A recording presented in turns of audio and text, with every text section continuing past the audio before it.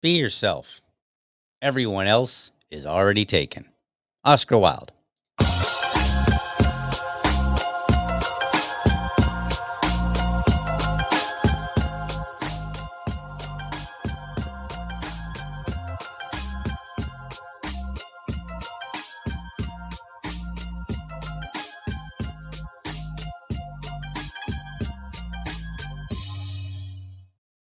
All right. Good morning. Welcome to another episode of the Liberty Dad Podcast, a discussion on politics and culture. I'm your host, DL, America's most objective libertarian. Don't let anyone try to tell you differently. If you're tuning in live, thank you so much for giving me your time so early. All right, folks, today we're doing another random dad musings. And when I do the random dad musings, all that really means is I'm just doing different topics that may have nothing to do with each other. Typically, the show tries to be topical, Um, and so when I have multiple things to talk about that are unrelated, bam, we have a musings episode. All right, so here's what's going to happen today. I am off work today because it's Juneteenth. I'm not really going to talk about Juneteenth because, I don't think it's necessary. So I want to talk about other pressing things. It's not bad. I don't have a problem with it. Like, it's cool. I'm getting a day off, so, like, whatever, and I'm taking tomorrow off, so I can have a 4-day weekend. So, hopefully, I can get out in this garage and reorganize some things. I have to do that, like, I don't know, once a month because I'm very notorious for, it's kinda like putting things back, and then all of a sudden, maybe one thing doesn't get put back right away, and then eventually I'm in a rush, and then bam, before I know it, the whole garage is in disarray. So, that's my goal this weekend. Is to get it get it organized because I've got projects I've got to do. So that's what I'll be doing. All right, but today what I'm gonna do is I'm gonna do 2 shows. Now I debated initially, I was like, all right, well, maybe I'll do one show and roll into premium, but I really don't like doing that. Because for several reasons. Number one, I've noticed that when I do a longer show, like, like a 2 hour, 2.5 hour show, that Rumble seems to do some weird, wonky stuff. So it it will like the web page will kind of like go blank or something, and then I'm not sure if I'm still streaming, and so then I have to like refresh it and just so I don't like that, and maybe they need to work on that still.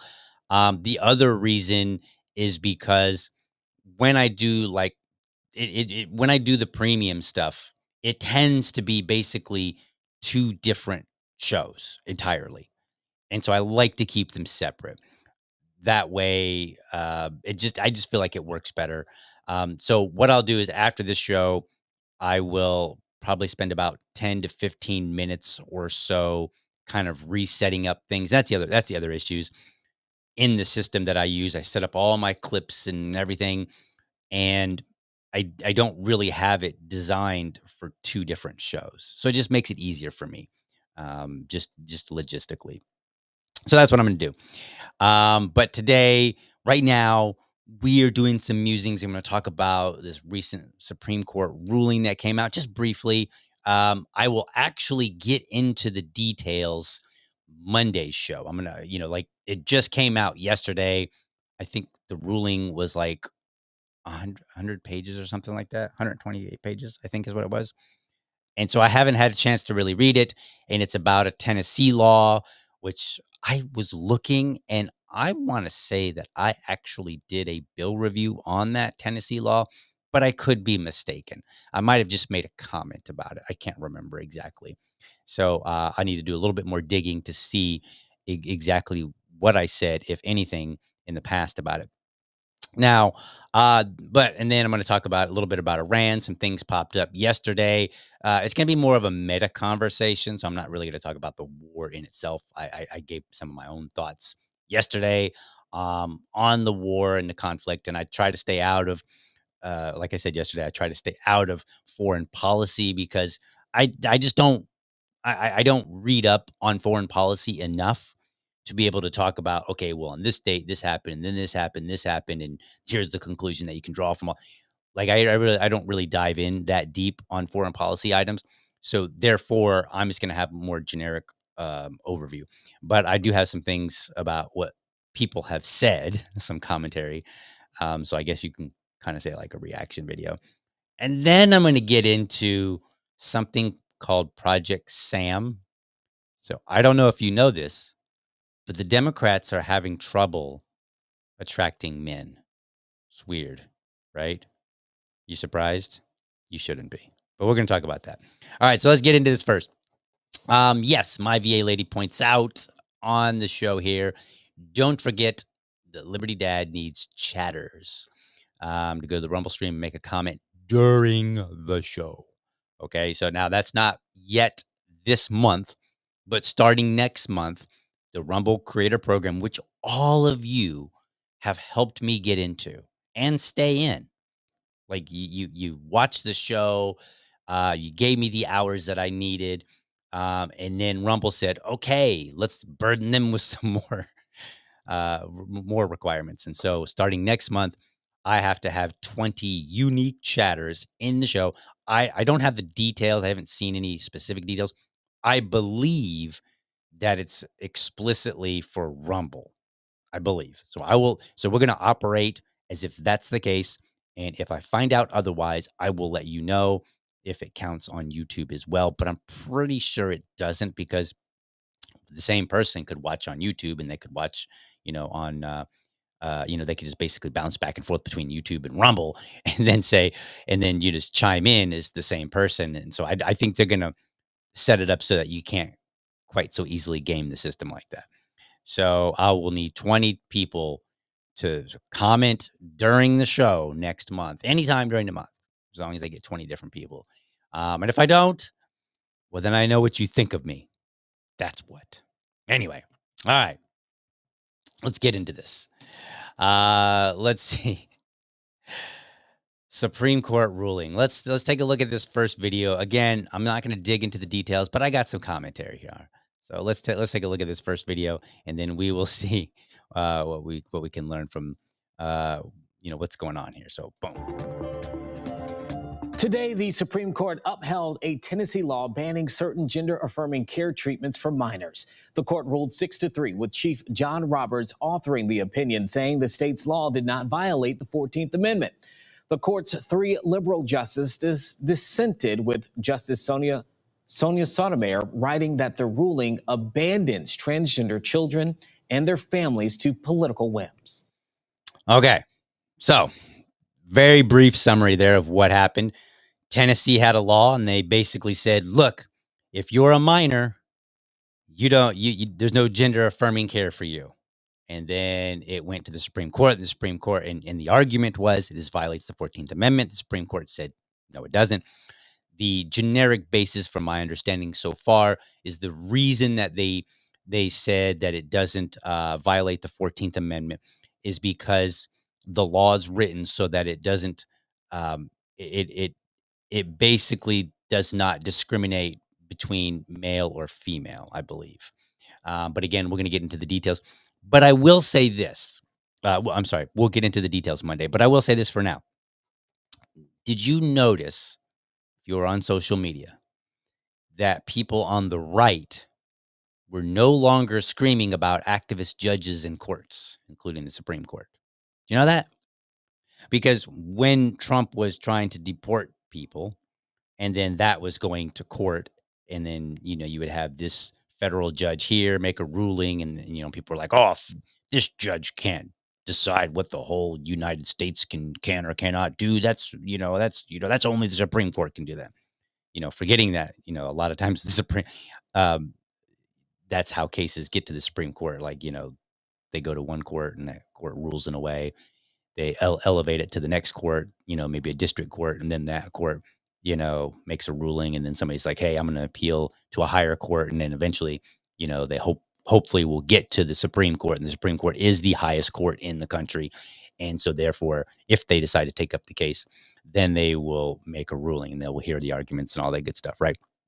So what a lot of people do is they'll say, oh, like if they don't like a ruling, they're like, oh, these activist judges, right? And they did that with like Kilmar Abrego Garcia, right? Remember the court came out and they were like, hey, you got to bring this guy back. People were like, you can't tell him what to do, and they're like, you're just an activist judge, and it was funny because if you watch the conversation, a lot of the judges were actually put in place by somebody on the right. Like some people were pointing out, they were like, oh, you think this activist judge here is, this judge is an activist? What do you think about the fact that Trump is the one that put him into this position? And people didn't really have much comment for that. And the problem here, the whole problem is that people assume judges rule on the basis of being either conservative or liberal. So that's why you always hear, you're like, oh, the conservative wing of the court, the liberal wing of the court, these conservative judges, these liberal judges, right?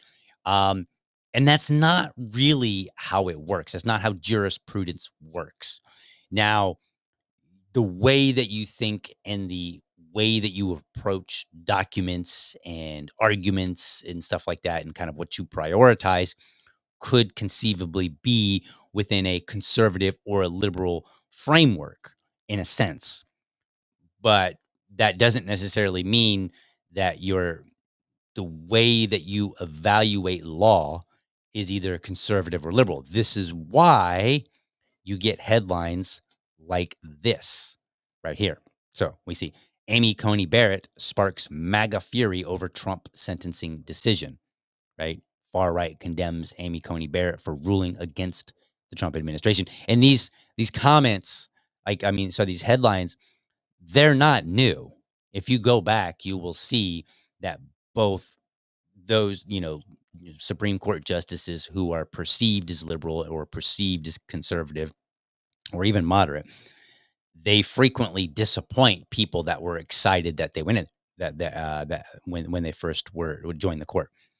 And that's because a lot of people try to use this quick and dirty conservative liberal, which doesn't always dictate exactly where a justice will land when they're evaluating a case. And that's a good thing. You actually want that. You don't want a Supreme Court justice who is always seeming to side with conservatives or always seeming to side with liberals, because then that would mean that they're not evaluating cases on the merits of the case so much as they are saying, all right, what is my political or my whatever, what worldview do I have? A Supreme Court justice, any judge actually, should look at the facts of the case and say, yes, this is, you've made your argument, you've done this the correct way, so on and so forth. Or they might say, no, you haven't, right? Like, no, I'm sorry. And I'll give you a good example. Flag burning, right? We saw Trump coming out recently and he's all like, we're gonna punish flag burners. We're gonna see if we can't get a law that says if you burn a flag, you immediately go to jail for 1 whole year, right? And the way that they'll probably do that, if they even try, is to get around the First Amendment by suggesting, well, if you burn a flag, without a permit or something along that line, if you do it in a way that we believe is dangerous, then we're going to punish you for the way that you did it, not what you did. That's probably, if they do anything, that's probably the direction that they'll go.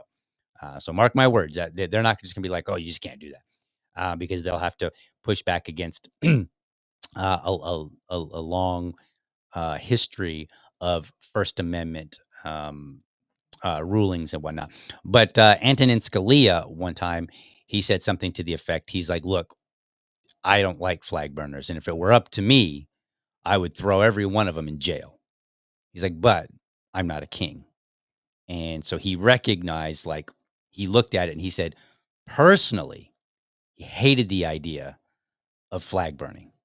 However, as a judge that evaluates things based on the law and based on the way that our system is set up, he looked at it and he said, okay, well, you have this right, right? And it's not that our government gave that right. It's just that our government, our governing documents enshrined a particular right specifically and said, this is a right, you have it.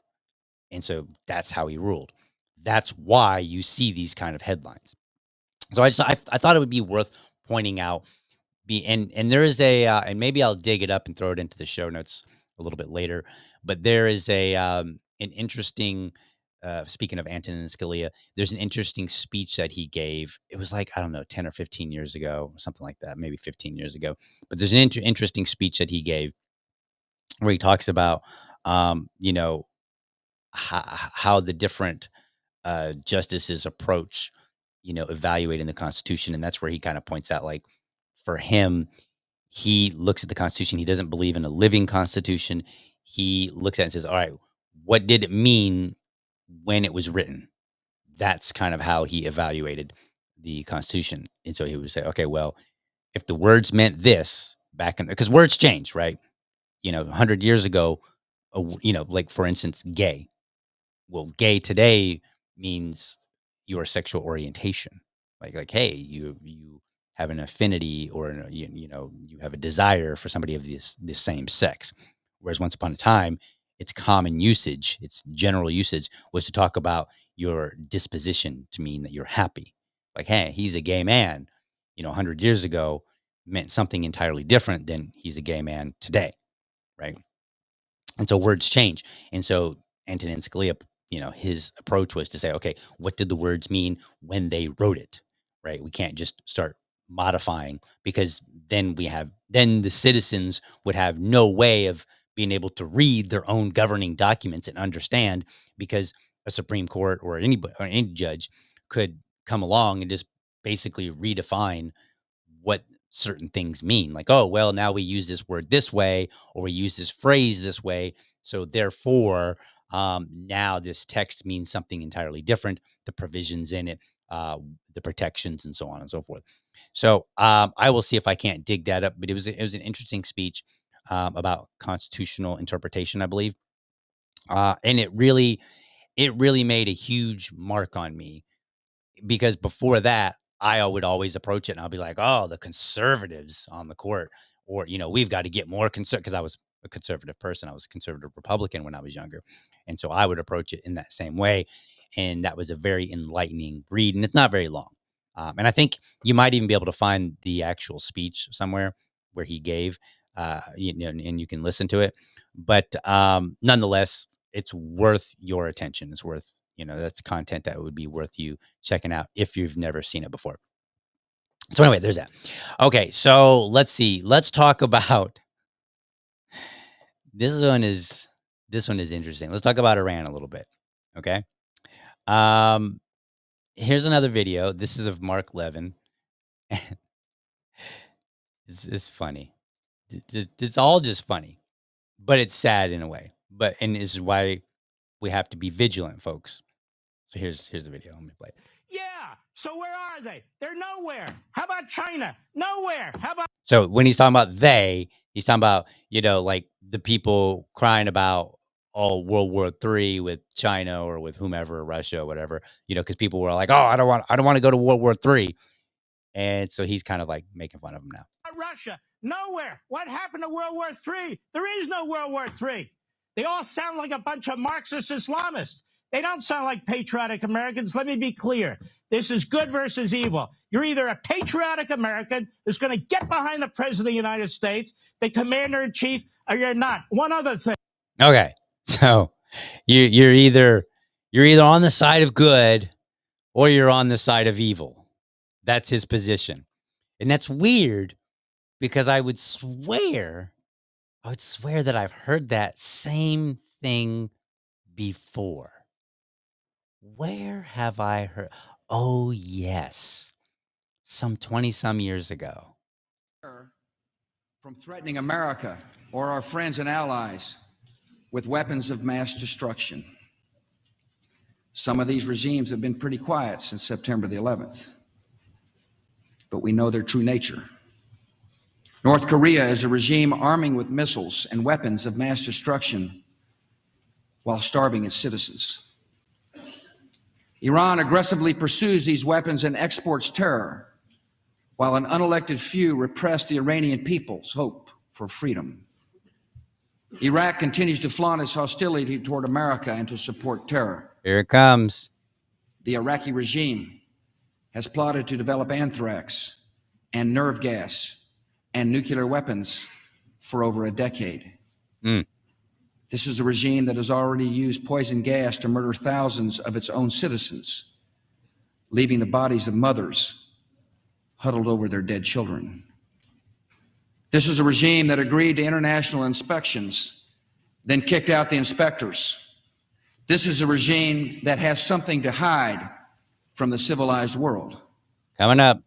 States like these Here it is. And their terrorist allies constitute an axis of evil, arming to threaten the peace of the world.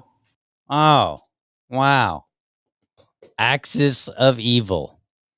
And if you're old enough, you might remember before that, they had there was the axis of evil. And then I think before that, there was also another one where it was, what was that called?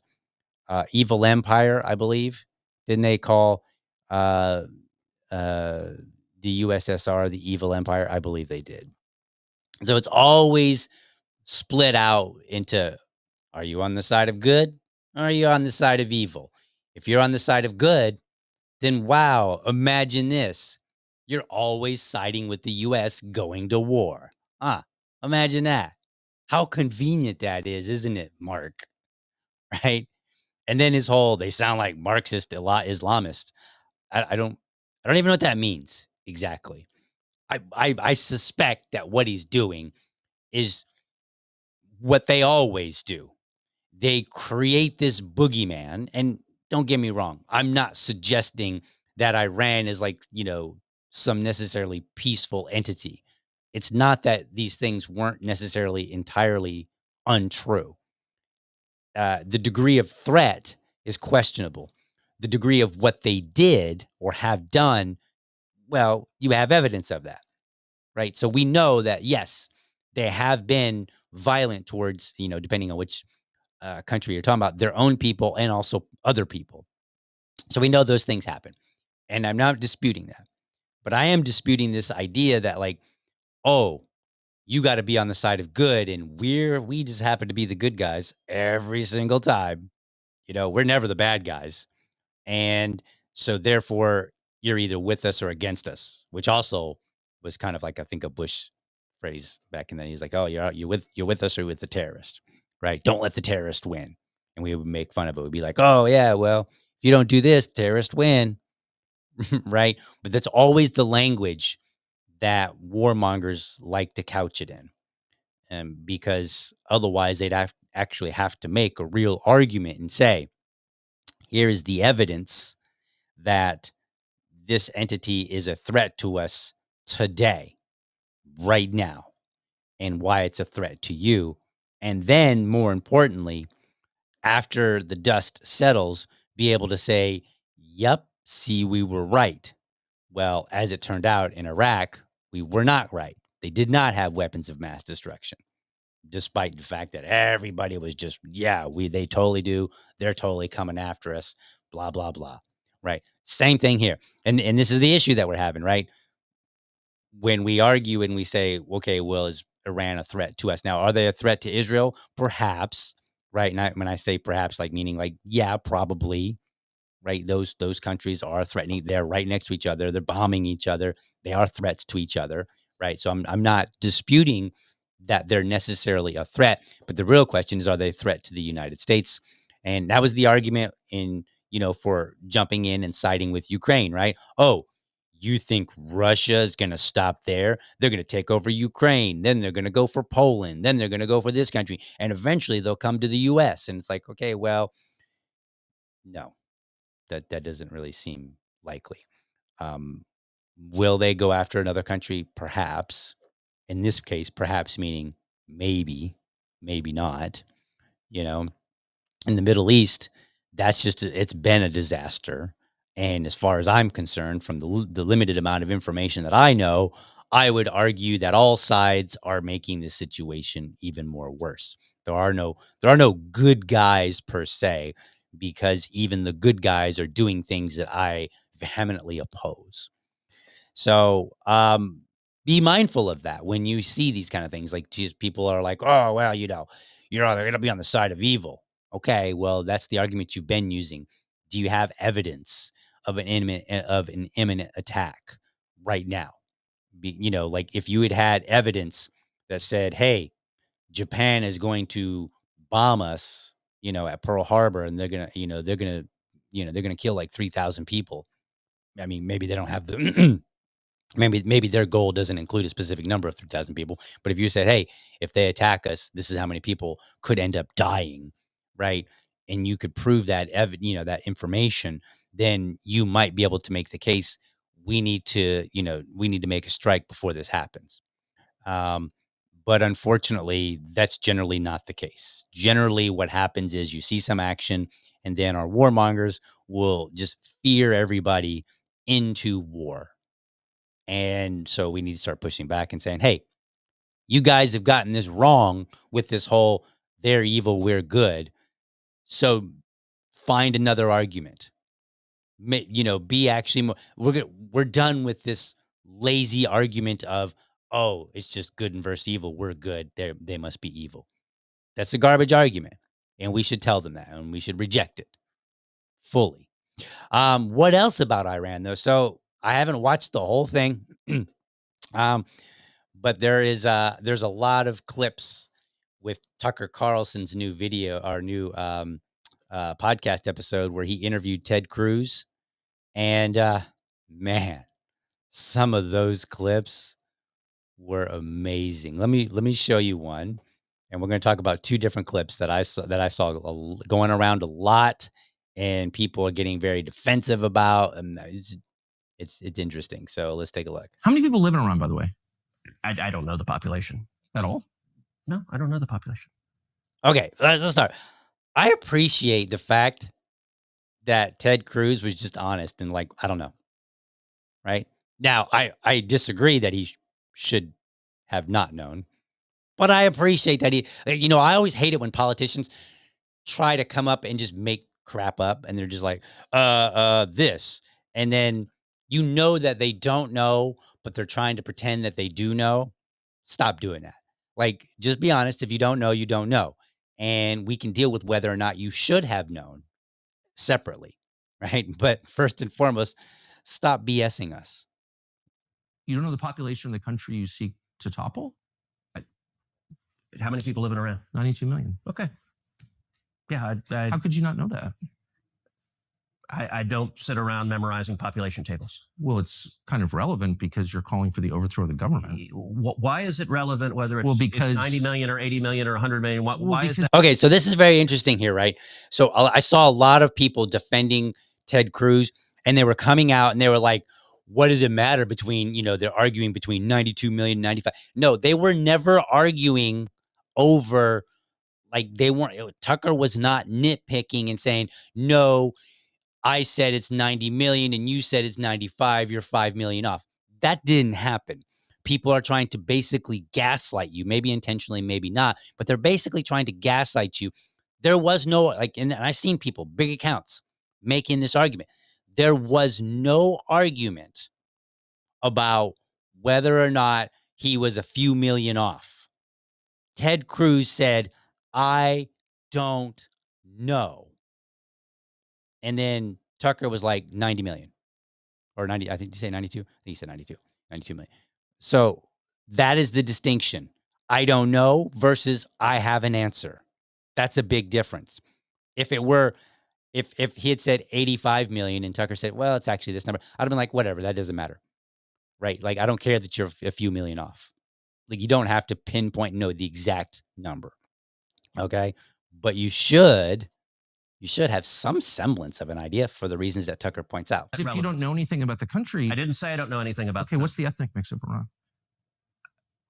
They are Persians and predominantly Shia. Okay, it's not even. You don't know anything about Iran. So okay, I am not the Tucker Carlson expert on Iran. You're a senator who's calling for the overthrow of the government. You're the one who claims anything about the country. No, you don't know anything about the country. You're the one who claims they're not trying to murder Donald Trump. You're the I'm one not saying that. Who can't figure. Okay, so this is really interesting. He's like, you're the one that says they're not trying to murder Donald Trump. I think Tucker Carlson's response here was very interesting, and nobody's giving attention to it. You're out of saying it was a good idea to kill General Soleimani, and you said it was bad. They're trying to murder Trump. Yes, I do. Because you're not calling for military strikes against them in retaliation. Okay, okay, so that's very interesting. I want you to think about that for a second. If you believed, if you just walked over to your neighbor's house and you asked him, you said, do you think Iran is trying to take out Donald Trump? And let's say they go, yeah, he totally is. And then you said, would you support the U.S. attacking Iran because of that, because of attempts on Donald Trump's life? If they said no, then that's a relevant question to follow up with, like, why not? Why wouldn't you support going after somebody that is actively trying to take out our president? Maybe you don't really believe it, right? It's almost like if I thought somebody had attacked my wife, man, I'm gonna be mad. I'm gonna fight him. But if you're like, DL, you think this guy tried to attack your wife? And I'm like, yeah. And you're like, what are you doing about it? Nothing. And he's like, yeah, but tried to attack your wife. Aren't you at least going to go and yell at him or something? Call the police? And I go, yeah, man. Right. And I kind of get away from that. Then the real question is, number one, do I actually believe that happened? Or you could also, in that particular case, you could say, do you actually care about your wife? Right. But it does say something that we're not actively taking action against Iran for that. Like, that's a serious deal. This is not, it's if Iran or some subsidiary of Iran if they'd killed a journalist, which has happened, you might make the argument that, okay, that journalist isn't important enough for a full-scale war. Okay. And I don't mean that his life isn't important. I just mean that if you kill him, the country continues on. If you kill the president, the country is in huge disarray. that's a big deal, right? And just in terms of the impact. Now, again, all life matters, right? So if you kill a journalist, that's unacceptable. But it may not rise to the level of impact that requires or should require retaliation, whereas killing the president would. And so it's like, so Tucker's argument isn't like, hey, I don't believe he's not saying he doesn't believe it. He's like, I don't think you do because you're not even calling for action. So then it gets to this very interesting point. We're carrying out military strikes today. You said Israel was. Right. With our help.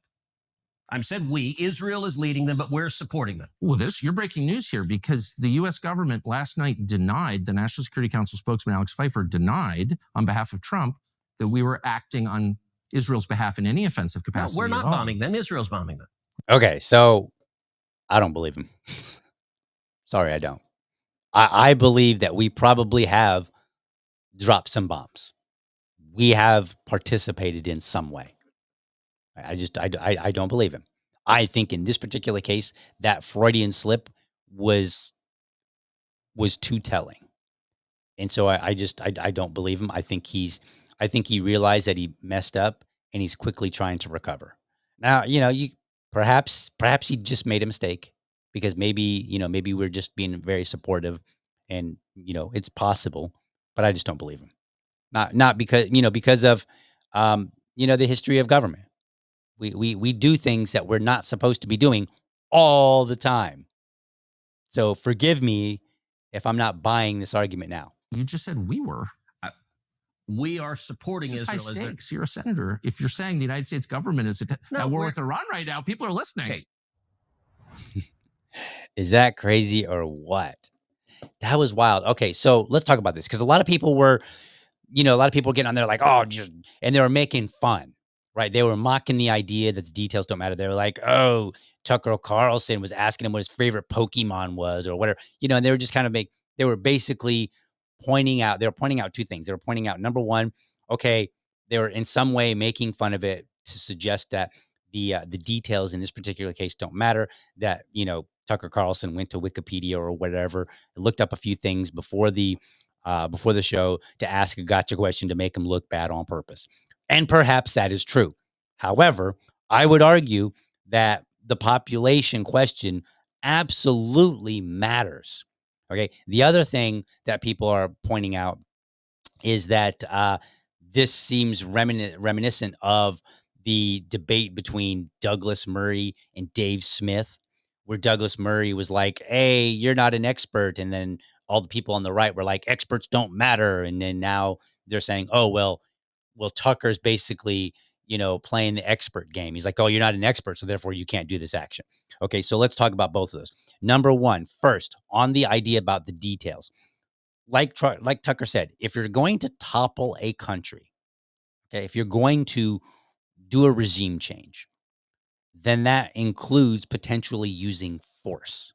So then you have relevant questions, such as how many citizens are in this country? How many women? How many children? How many of them might get caught up in some violence? We need to know that, right? How many troops does this country have? How many potential troops does this country have? Those are relevant questions. And if nothing else, they're at least strategic questions. But I think there's also a moral question. If you're backing, let's just take the nicer scenario. Let's say we're giving support to Israel. Israel's sending over some bombs, okay? And then we are helping with some defensive capabilities. So we're shooting down some of the rockets coming back at Israel, okay? In this particular case, we are assisting in the bombing campaign of Iran. And so therefore it's wise of us to understand what possibilities we're taking a good faith, assumption here that all the bombs are very strategic, as people like to claim. Okay, but what if a bomb misses? How many people might it hit? How many people could be killed? Those are questions we should know if we're just bombing a country. But we should really know them if we're trying to topple their regime and basically get them a new one. because we're probably, I mean, if we're going to go that far, then we have a vested interest in who rises up. So these are some of the details. Okay, how many people are there? 90 million, right? All right, out of those 90 million, how many support the current leader? 80%? 50%? If 90% of the people support the current regime and we're trying to topple that regime, that means out of the 90 million, I'm not going to try to do the math, but out of the 90 million, 90% of them support that regime. That's 90% that are going to be opposed to us, right? These details matter. This is not, I mean, it might have been a gotcha question, and that's fine. And look, here's the thing. If you are a candidate, if you are a representative, particularly a representative, but if you're anybody that is either in public office or trying to become somebody that's in public office, right? You're running a campaign, you're trying to win an election. If you're that kind of person, you should always be prepared for a gotcha question. That's how it works. And that's like when I was here in Jacksonville, when we had 3 candidates running for city council, I was like, look, you have to answer every question that comes your way. You have to figure it out. You can't run away from it. And in our case, I said, we're the underdog. You especially cannot. You have to have an answer. So figure it out. And you know what they did? They got together and they said, all right, here are some questions that people might ask us.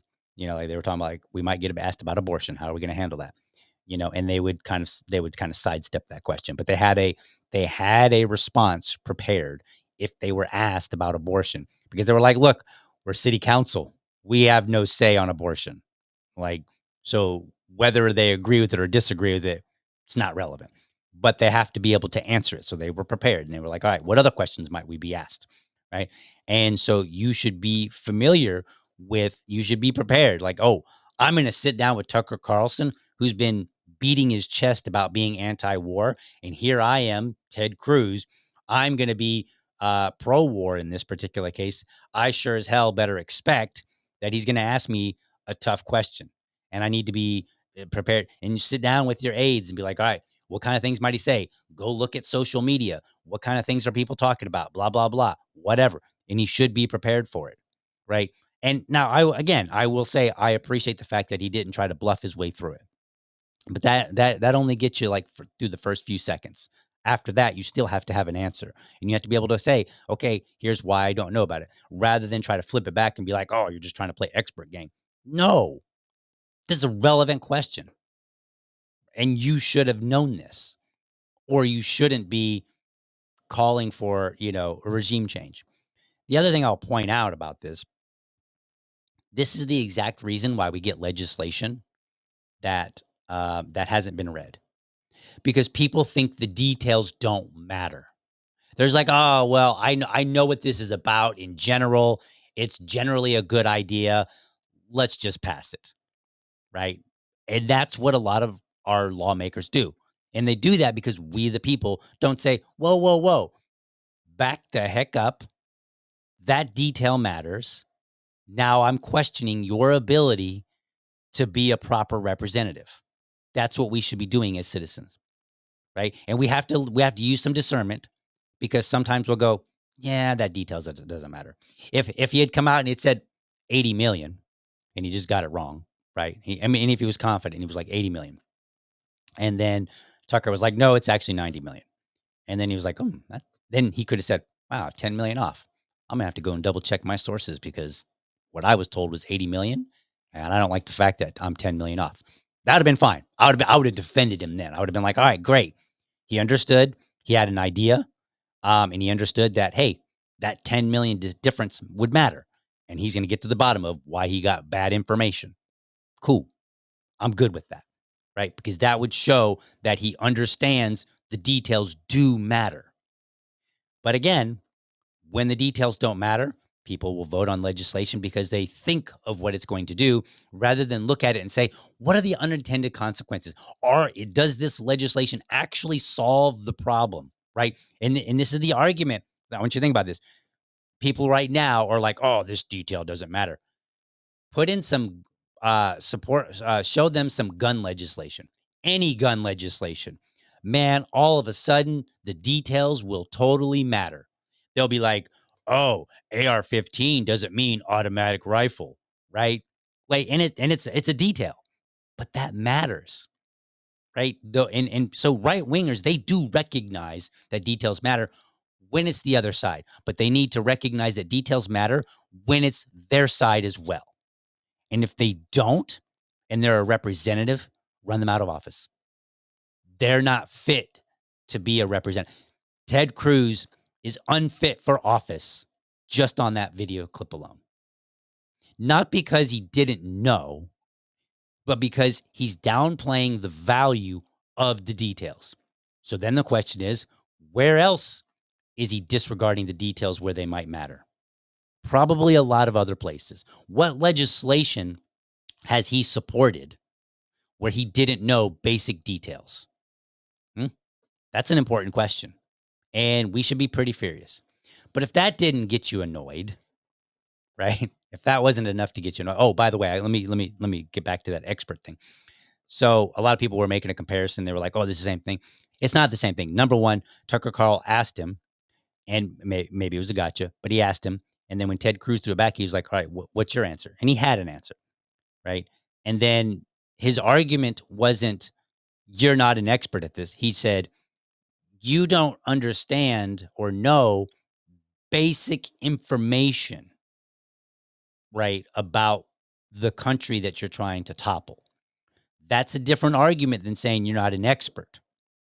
Okay, because an expert might know nuance and details that aren't necessary. You know, like, let's see, what kind of details might not be necessary about Iran that that would still be a detail that an expert might know?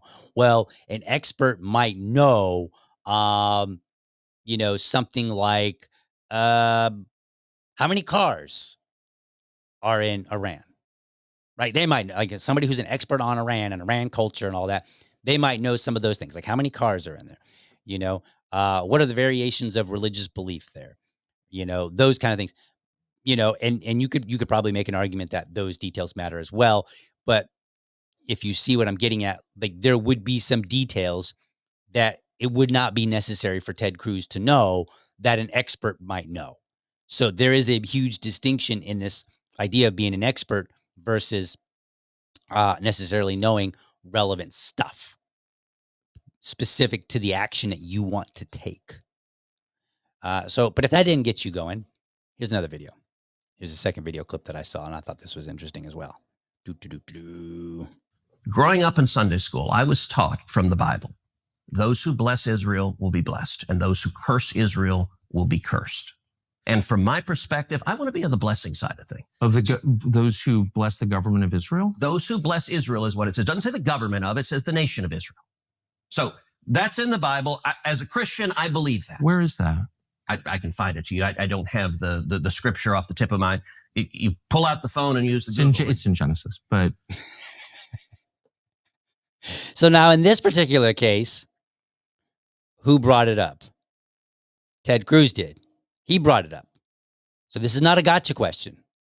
This is just, okay, where is that found? If you're using this scripture to influence your foreign policy, you should be able to cite that scripture pretty well. I'm just saying. Like, if you're coming to the table saying, this scripture is important enough to me that it's going to influence my foreign policy, you damn well better be able to say it's Genesis 12:3. That's where it comes from. You know, at least Tucker was able to say, yeah, it's in Genesis. Maybe he knew the specific scripture reference. Maybe he didn't. I don't know. You know, but he's not the one that brought it up either. So you're quoting a Bible phrase. You don't have context for it. And you don't know where in the Bible it is, but that's like your theology. I'm confused. What does that even mean? Tucker, I'm a Christian. I want to know what you're talking about. Okay. Where does my support for Israel come from? Number one, because biblically we're commanded to support Israel. But okay, so that's not even true. It's not true. It doesn't say that we're commanded. Here, I will read it to you. Just let's see. I'll read it to you. I'm going to pull it up because I didn't think about this. But I will pull up the actual scripture that he's talking about. Okay. Genesis 12:3. And it says, I'm going to read back a couple verses because I don't like doing just a single verse.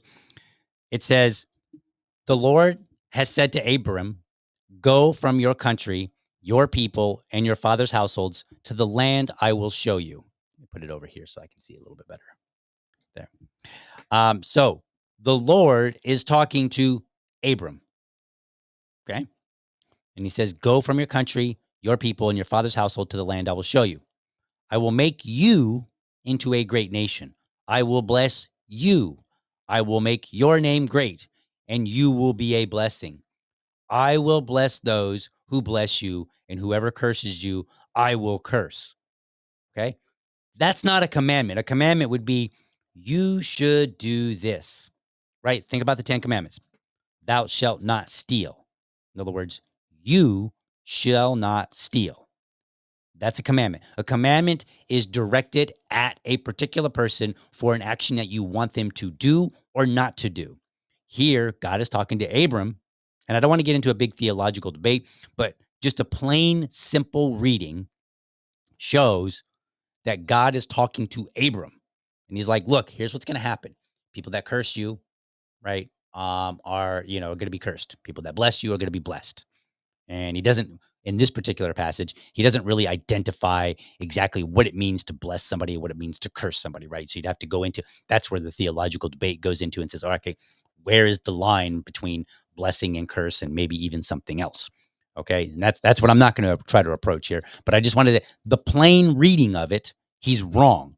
It does not command Ted Cruz to support Israel through everything without any consideration of anything else.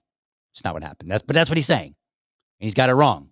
So clearly he wasn't paying attention in Sunday school, or Sunday school led him astray. Well, hold on. I'm not holding on. Hold on. You're a senator, and now you're throwing out theology, and I am a Christian, and I am allowed to weigh in on this. We are commanded as Christians to support the government of Israel?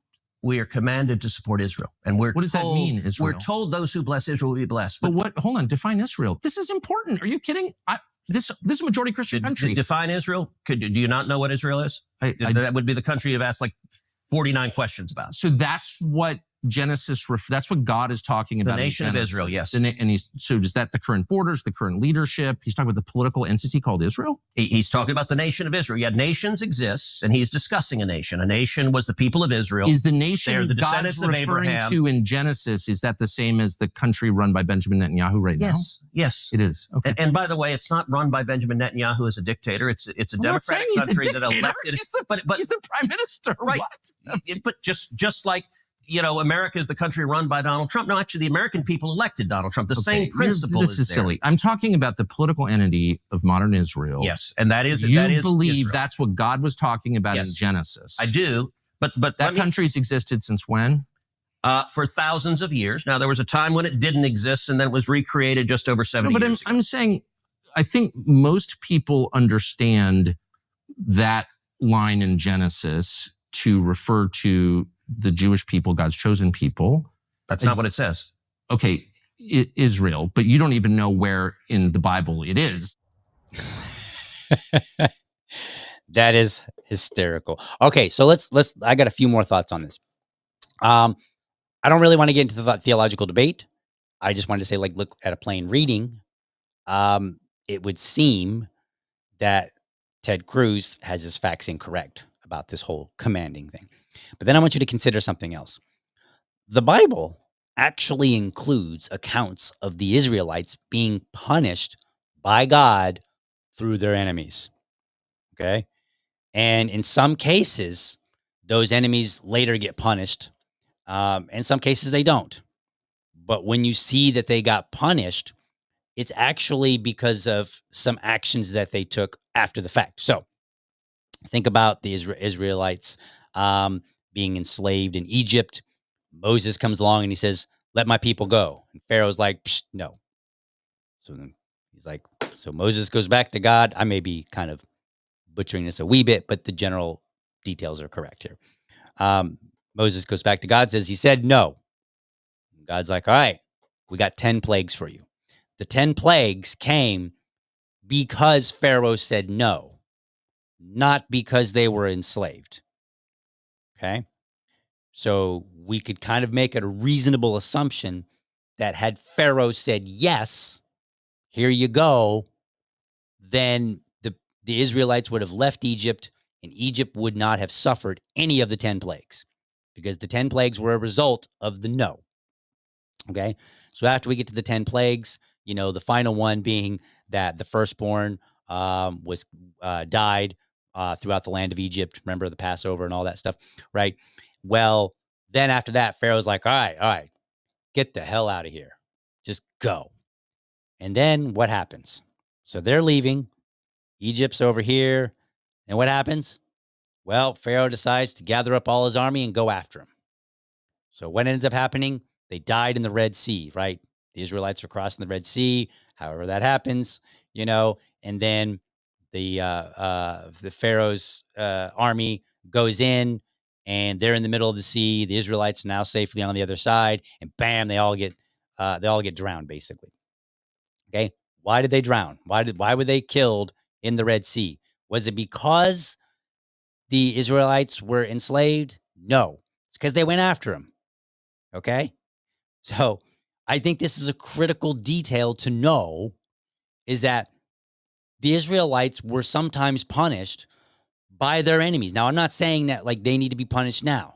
I'm just saying is if you're going to be objective, if you're going to be a Christian and say, well, this is what God commanded, this is what God wants, and you're going to, tell the world about your Bible and what it says, or you can say the Bible, if you're going to, then you should tell them the full context of everything.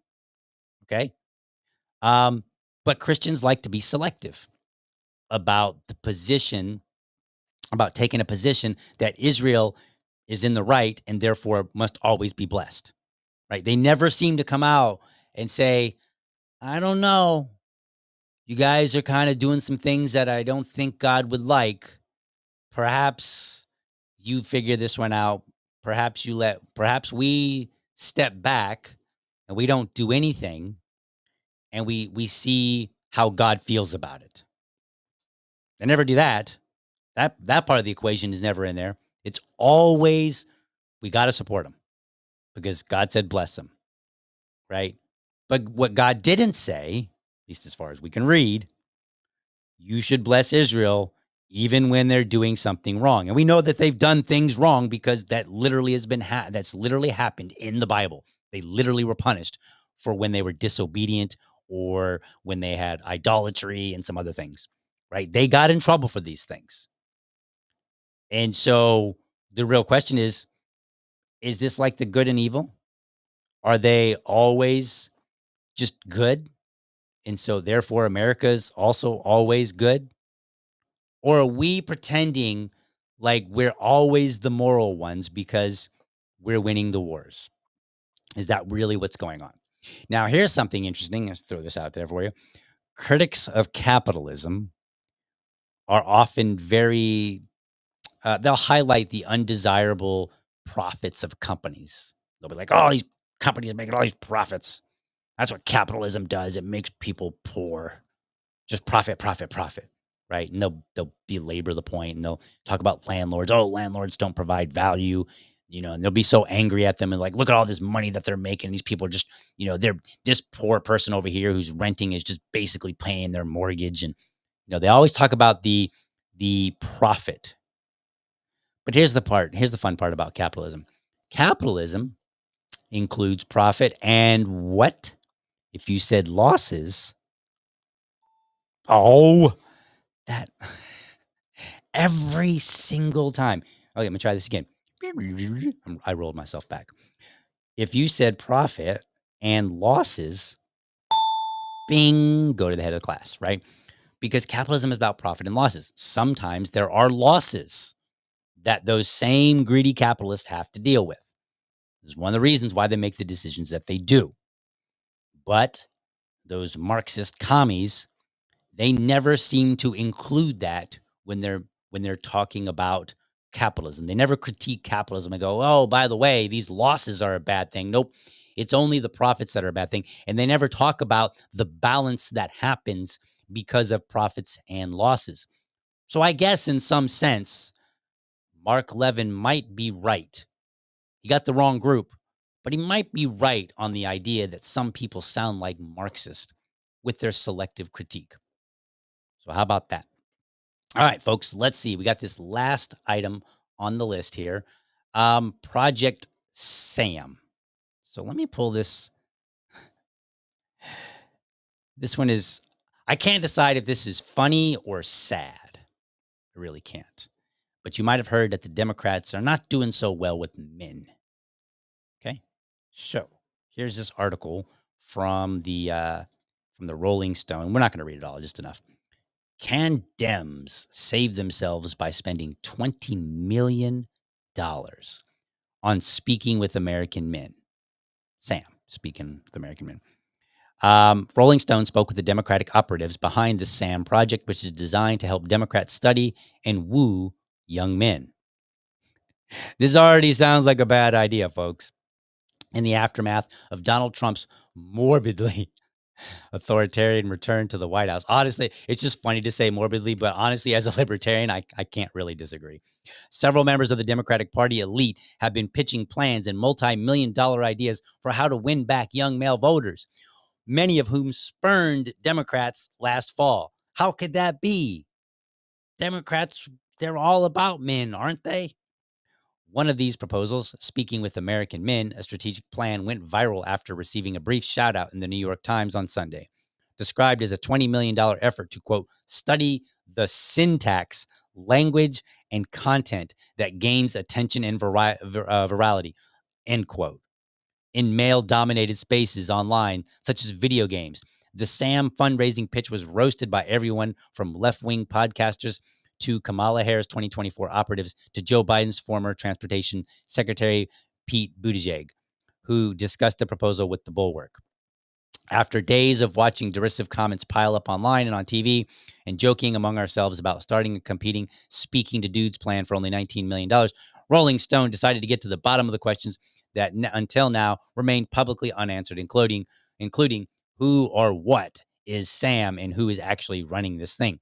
Our reporting soon led us to the names of two Democratic Party heavy hitters running the SAM project, as well as to some of the National Party stalwarts who offered preemptive, hefty derision toward the new effort.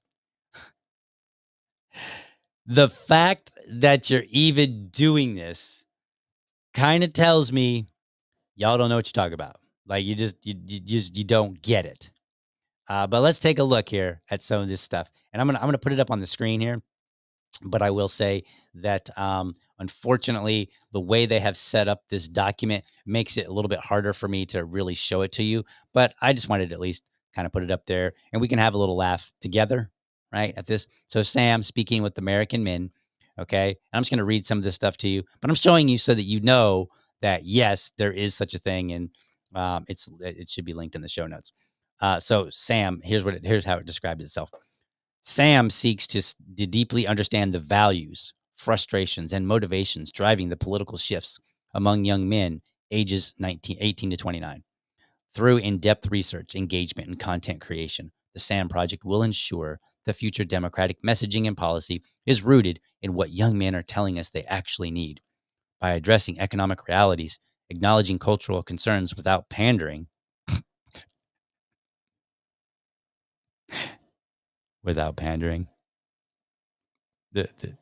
this whole thing is pandering, guys. The whole thing.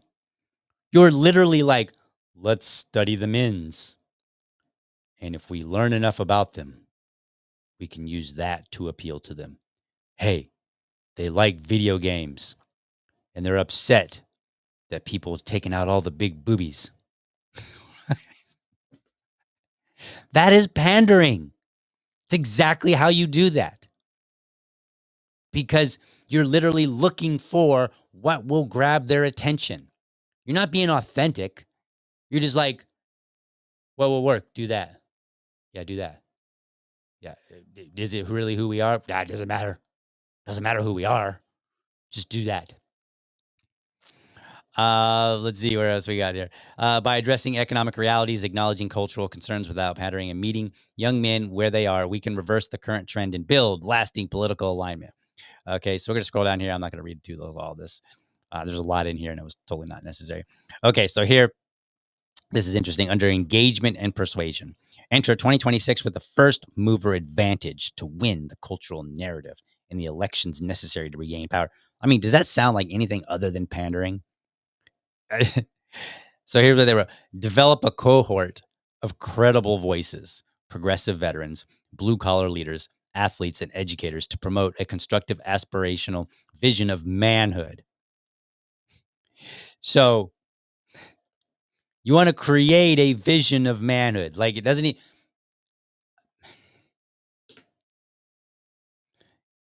If you're an evolutionist, you believe that humanity has been around for like millions of years. If you're a creationist, if you're a religious person, you probably believe somewhere around 6,000. Okay? So either one, at a minimum, we've got 6,000 years for society to have worked out what manhood is. 6,000 years. Okay? And then you want to make a constructive vision of it. So you want to create some new vision. What it sounds like to me. You don't care about what we've basically become, whether it's, because a creator designed us this way or because this is how we ended up being after, many millions of years of, working out things and changing to adapt to our environment, right? Disregard all that. That doesn't matter. We're going to study them, and we're going to get some podcast bros and some blue collar leaders and some athletes, and we're going to promote our message after we study you. And then it goes on to say that aligns with the democratic values without alienating other core constituencies. Well, good luck. Because right now you've got feminism in your camp, and guess what? They ain't like all that man stuff. They've been bitching about it for years, right? Toxic masculinity. What else they got? Man spreading, mansplaining, anything that's negative, They basically said, all right, all those years of whether it's evolution or creationism, they're terrible. They're bad. Men are bad. We need to make them more like women. We need to feminize them, which is really what it amounts to. Okay, Democrats, I know you're going to disagree with me. If you want to attract young men, you're going to have to stop disagreeing with me for a minute and be like, all right, what are the people who can attract men? What are they doing and saying? Perhaps we listen to them. Okay. I'm not going to tell you everything about, let's say, electrical work. I'm not going to try to come on here and create a podcast about being an electrician because I'm not an electrician. I don't know anything about it. I'm going to defer to somebody who actually is an electrician, somebody who maybe even is a successful electrician, right? Like, I don't want the guy that can't seem to get any work. I want the guy that's like so busy that I've got to schedule myself out time to talk to him 3 weeks in advance because his schedule is heavy because he's in demand. That means people want him. That means he's good. He's quality, right? That's what you want. But you're not going to get it when you're trying to balance it with everything else you believe. That's what you've been doing. Share research findings with Democratic candidates and organizations to create a unified, evidence-based strategy that integrates real-world concerns of young men into policy discussions.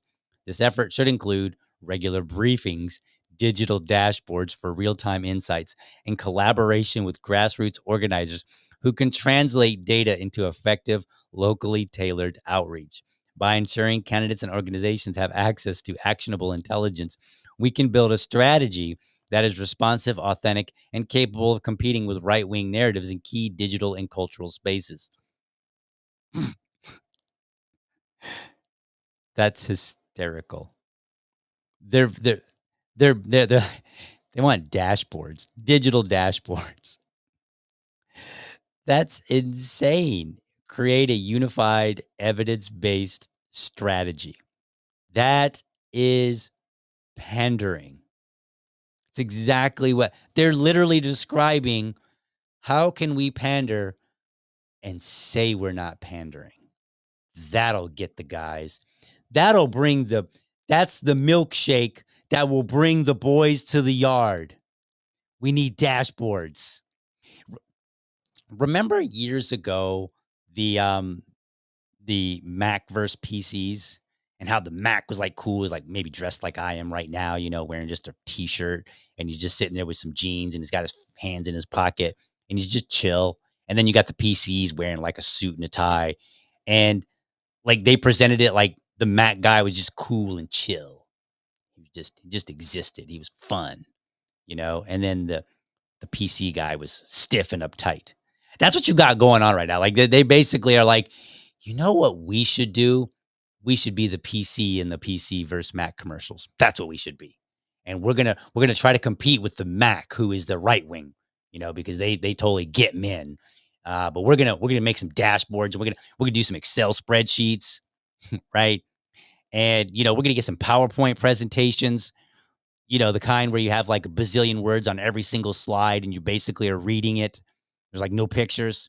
That's what we're going to do. They go on to say they should develop content and investigative reports that expose the hypocrisy and contradictions of conservative media figures who profit from outrage while living lives detached from their audience's economic realities. Now, that's a value add, but I just don't think it's going to attract men. I don't think you're going to get some independent who's like, man, I'm watching the Republicans talk trash about sexual immorality, and then the leadership in Florida is having threesomes. Man, that makes me want to be a Democrat now. No. People are drawn to things that they can support. That's where you're going to get your best bang for your buck. Now, you might be able to draw some people in that are disgusted with it, and you get some protest votes. But after that, you're not going to have that same support, because a protest vote goes as long as there's a vote. Once the vote's done, that protest vote is done. They move on. They're done, right? I talked about this the other day. I said that I used to mentor kids, and one of the kids that I mentored told me that his prior mentor, which was trying to pay his mom to vote for Mitt Romney, and I was like, that's a bad idea, if nothing else, because once she's got that money, and she didn't do it, by the way, but once she has that money, once she made her vote, bam, she's done. She's done her duty. She got paid. She's moving on. And so then if Mitt Romney had won and then reneged on all his promises, she has no vested interest because she was only basically a money vote, which is not much different than a protest vote, right? So you're not in it for the long haul. If you want people to be in it for the long haul, all of this is garbage. It's just nonsense. Counter right-wing media dominance by investing in progressive influencers, viral content, and an appealing vision of progressive masculinity. There is no such thing as progressive masculinity. There is no such thing as conservative masculinity. There simply is masculinity. And I will go further and say there's no such thing as toxic masculinity. There are toxic behaviors, right? And you want to deal with toxic behaviors, but they can be men and women alike. It's kind of weird that the same crowd, that's enough of that. We can take this off the screen. The same crowd who wants to lecture us and tell us about how women and men are equal and they're the same. And then they come out and they're like, we got to talk about progressive masculinity. No, like you're basically saying one thing and doing another. You're talking like, okay, there's this masculinity that is something specific to men, but it's not specific to women. Okay, well, that's not equality, dummy. You're reneging on your idea of equality. Because if there is equality, then guess what? The same traits in men that you don't like, you might see in women too. And so therefore you would recognize and say, you know what? These are just bad traits, regardless of who engages in them. A guy that sleeps around with women for sport, if you said, hey, he's an immoral, bad dude, okay, fair. So is the woman that does that. She's not empowered because she's a woman. and she's banging out 1,000 dudes like these crazy OnlyFans stars, right? Your hypocrisy is showing, and it's continuing to show with nonsense like this. Stop being cringy. Remember this video? Let me just show this video real quick, and then I think we'll be done. Remember this? Let's just not forget it. Aw, did not play. Where'd it go? Did I not? Hold on. Let me see. Where we got? I guess I didn't have that one set up. Okay. I'm a man. Hold on. You probably already remember this video, but let me take the blur off. I don't have to blur this one, I don't think. Okay, so this is I'm the man. This is real man. Okay, let's watch. This is exactly what. I'm a man. I'm a man. I'm a man, man. And I'm man enough. I'm man enough to enjoy a barrel-proof bourbon. Neat. Man enough to cook my steak rare. Man enough to deadlift 500 and braid the out of my daughter. Okay, so I criticized this the last time I played it. If you're making a video about being a man and manhood, perhaps you don't censor.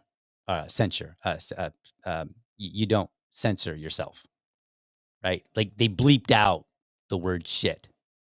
Okay, like I as a man will say shit or any other word at my discretion, right? Now, do I censor myself sometimes? Yes, right? Generally on this show, I try to keep it family friendly. It's not because I'm, afraid to be a real man. It's like I have a different purpose in this particular case. So I generally try not to use profanity on the show because I want it to be family friendly, right? That's a particular goal of mine. But like I tell people, if you come over for some beers sometimes I will use profanity and I will say offensive jokes and blah, blah, blah, because that is a different space for me, right? And I don't have the same goals in that particular space. But what I will never do, ever, is make a video about being a man and then censor myself because, like, I'll just rewrite the script. Like, okay, well, if we're going to censor it, why have it? Why bother? Because what is the core thing about being a man? In a sense, you do what you want, right? That's like you're self-directed. I want to swear, I will swear. I want to drink, I will drink. I want to have a rare steak, and I don't need to explain it to everybody. And I don't need to tell people that I'm a real man, and so therefore I can do these things. You think I'm afraid to rebuild a carburetor? I eat carburetors for breakfast. Okay, that was just a corny line. That's what bear hugs are for. I'll tell you another thing I sure as Here it not comes. afraid of. Women. I'm not afraid of women. I'm not afraid of women. They want to control their bodies? I say go for it. They want to use IVF to start a family? I'm not afraid of families. They want to be childless cat ladies? Have all the cats you want. Woman wants to be president? Well, I hope she has the guts to look me right in the eye and accept my full-throated endorsement.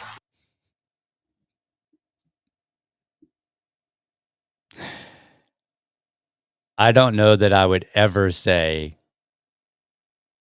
hey, lady, you have my full-throated endorsement. Last night, and I'm going to talk about it tomorrow. Last night, I watched 42 with my son, sort of with my son. He fell asleep. And there was a particular scene in there where Jackie Robinson, this is the story of Jackie Robinson, by the way. So there was a particular scene where Jackie Robinson is sitting down and he's waiting for everybody to get out of the shower, right? And this is after the team has kind of worked themselves out to be a team. So they're no longer kind of irritated that they got a black guy on the team. And one of the players comes by and he's like, man, I got a question for you, Jackie. He's like, how come you never shower with the rest of the guys? How come you always wait until everybody leaves? And then Jackie's like, I don't want you guys to feel uncomfortable. And so the guy's like trying to prod him and say, like, you know what? We're a team. We do things as a team. You can be part of the team. But he says it awkwardly. And he's all like, why don't you come shower with me? And then Jackie looks at him. He's like, well, yeah, I didn't quite mean it like that. He's like, just, shower with the rest of us guys. And he's just like, he keeps saying it awkwardly. And finally, Jackie's like, just stop. And he's like, yeah, I'm going to stop. Right. That's exactly what this sounds like. Right. It's like, it's like this awkward, like, look, if I want to support a woman, I will support a woman. And I'm not going to run around and tell people that I'm supporting a woman because I'm a real man. I'm just going to do it. That's the difference. I just do it. And if my son asks me, if he's like, Dad, how come you do this? more than likely the answer is going to be because I want to. That's it. That's simple. I'm not going to be like, well, because I'm a real man, son, and real men do this. Now, sometimes I do say that. I'm like, like if I get cut or something, I'll be like, yeah, look, when you're a man, you get cut and you just keep working, right? And that's just to kind of impose upon him to, maybe look forward to something. And I don't want to get too deep in it because I'll talk about some of this stuff tomorrow. But the point being, like, I just do things, and I would never make a video like this. I think we're done. We don't have to play the rest of the video. You get the point, right? Yeah, Democrats, and then, and so they're like, wait, how do we appeal to men? Be natural. How about that? If you've got men in your ranks and they like something that's kind of forbidden, or they have a viewpoint, respect it. Like, hey, you can say we're about feminist ideas, but we got some guys that aren't on board with it, and that's okay. They do their own thing. We just collaborate where we can, where it makes sense. Just say that. But instead, you keep trying to reshape men into something that you want. There's an old saying that women spend their whole lives trying to turn a man into what they would like him to be, only to find out that it's not what they were expecting. Something like that. I don't know that I got it quite right, but it's this idea that women get married and they have a husband and they try to make him into this particular type of husband, and then when they finally do, they realize, oh crap, that's not what I even wanted. Why? Because that's not what attracted you to him in the first place.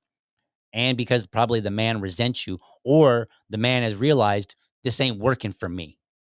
This is exactly what's happening. They just keep doing this, right? And they just recently they elected David Hogg as their vice chair. Not exactly the most manly man, but okay, whatever. But they made it worse. They made it worse when he when they went and said, okay, well, we need to reevaluate what we did. We think we might have violated our rules and hurt some gender folk, right? Like, no. Either you no. At that point, all you're doing is you're dumping on men. You're like, well, he wasn't the right person because he's a white male with his original penis. Sorry, families out there. Right? Like, you just keep digging your hole. Stop. Allow men to be men. If a man is into rebuilding carburetors, cool. You don't need to say I'm a man, so therefore I'll work on my car. We know men work on their cars. Just get out there and be like, when I was working on my car the other day, I was thinking about something, blah, blah, blah, blah, blah, right? And then as long as the person seems authentic and we don't get the vibe that you're just trying to play up this masculinity to grab our vote, if it comes across as authentic, then yes, people will support that. Men will support that. Why do you think men support people like Donald Trump and Andrew Tate? Because at least they have come across, whether it's true or not, they come across as authentic. Right now, I think there's some other problems. It's a longer conversation, but on the surface, they come across as authentic. It doesn't sound like nobody gets the vibe that Andrew Tate is doing all these things just so that men will support him and think no, we actually are like, no, you probably believe this stuff. We think that's who you really are. And for people like me, I go, I think you're a terrible person and no man should follow you. But that's beside the point. The point being, we think he's authentic. We're pretty confident that Trump, when he gets out and he says, grab him by the beep, right? We believe that he actually, in some way, means that he enjoyed the idea or the concept or whatever, right? We don't think he was just saying that to be saying it. That's why people follow him. People follow somebody they believe who is authentic. You cannot be authentic if people are trying to box you in and ensure that you look and sound just like what you want. Otherwise, the Democratic Party is just that harpy-ass woman who tries to dictate and dominate her husband only to find herself being the cat lady because her husband left her. That's what's going on. And until they get their heads out of their rear ends, they're going to continue to push men away. So that's what you got. All right, folks. Let's see here. Let's get into some comments really quickly, and then we're going to get out of here, and then I will come back. Let's see. It's almost 9 o'clock now. Maybe I'll come back about maybe 9:30-ish. That should give me, maybe 9:45, somewhere around there. So look forward to another show if you're a premium member. Let's see here. Yes, Keith says context matter when it comes to scripture. You are correct. It does. And we can have debates all the time. Like, I like his comment later here. He says where it is. He said the DL translation of the Bible. Hopefully I was not butchering things. I'm just trying to do a plain reading, and I was trying not to get into theology per se. I know I did broach it a little bit, but I was trying to basically just look and say, all right, look, just on a surface level, some things ain't matching up here. But I appreciate your comments nonetheless. Let's see what else we got here. Only government destroys wealth via war. Yes, it does. I mean, that's the least worst thing that comes out of war, right? Obviously, there's death and destruction. But yes, all around, war is a bad thing. And we should be like, hey, the more we can avoid war, we should. Whatever we got to do to try to avoid war. There might be a time where it's just unavoidable. And I get it, right? And I account for that. But man, I tell you what, it seems awful convenient that every time the warmongers want to go to war, they seem to believe that this is the one that's just, this one. Despite the fact of their history of failing. Let's see, what else? What else we got in here?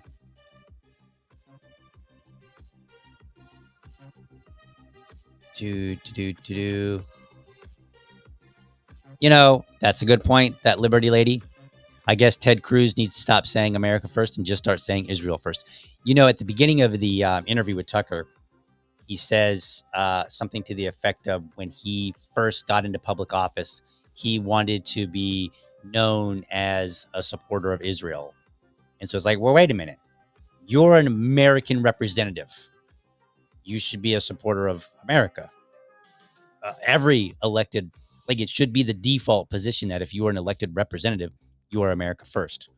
That's kind of the whole point of us electing people. We don't elect people so that you can benefit some other country. We elect you so that you can help govern our country or our state or our city. That would be America first. So we should never hear, I got elected and hope to be known in some way as a supporter of this other country. Okay, that seems disqualifying to me. So he should. Let's see here. I think that is it. I see that. I don't know what that means, Cassandra, but I appreciate the comment. The Church of the Subgenius is the only true religion. Not sure what that means exactly. But I appreciate you listening or watching. Well, looks like you're saying you're driving. Don't watch. If you're driving, don't watch. Just listen. So we want everybody to be safe and come back again later. All right, folks, I'm going to head out of here. I'm going to close the show. I will look for another different episode here within the next hour, and we will have, what am I going to talk about? I'll just tell you. Just to kind of pique your curiosity. I'm going to tell you about how Twitter is not a real place. Yep, I did some digging, and I've got some accounts to show you some interesting things that you may not know. So when you're getting angry at accounts online, just know they may not be who they say they are, and I'm going to show you. So with that, let me get on out of here. Thank you for watching, and I hope you found this episode informative and inspiring. Be sure to catch me Monday through Friday, 7:30 a.m. for an informed discussion on politics and culture. Make sure that you're subscribed to my YouTube channel, or if you prefer my Rumble channel, you can go to youtube.libertydad.com, or you can go to rumble.libertydad.com. While you are there, let me know how I'm doing by leaving me a comment. You can also become part of the community by heading over to libertydad.locals.com. Remember, if you're a champion of liberty, your business is people and your product is liberty. I want you to have a great week. Catch you next time. But for now, I'm out.